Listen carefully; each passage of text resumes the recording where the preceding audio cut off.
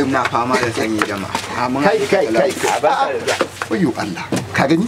Na gani. Wallahi ina Me sirrin ne? Gashi. To ai na ka to na gama wallahi na gama. Da sanyi ni ya dan bugu na ga baki da ina. Duk sanyi ya rike mun.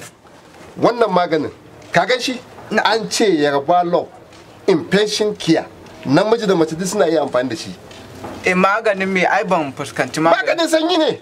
Yanzu kai sanyi ba shi ya karar da kai ba? Wannan haka yake. Dibinan ɗinka sanyi ya gama da kai wallahi. Da duk nama ne kuma to ko ina bam nake. Kai biyu na amma sanyi ya kana ɗaya sanyi ya zuge ka. Wallahi. Kuma yanzu me yasa mata ka ta gudu ta baka? Sanyi ne. Sanyi ne. Ka gani? Wallahi sanyi. Me yasa ka ki awuwa? Sanyi ne.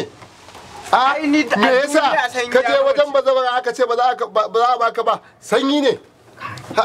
Me yasa duk inda ka matsa ka je ka ce kana son mace aka ce ka tafi? Sanyi ne.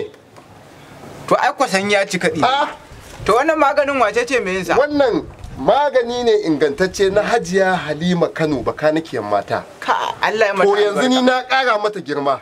Bakanikiyan maza da mata. Saboda ka gani yanzu ji nake kamar dan doki. Ai na saba an ganka kato a babbo dare. Wani ganka kato har da dalle kana daga mun kafa. Aiki yayi kyau.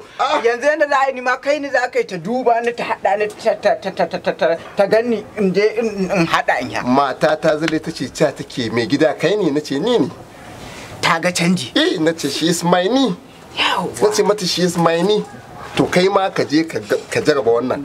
Na san ka jarraba mata ka sai ta ce waya ayu kai. Ai hudu zan aura. Hudu zan aura. Wannan duka na ne. Allah ya saka alkai. Ka gani yanzu sanyi ne. Ai bige wanda kai sanyi ne.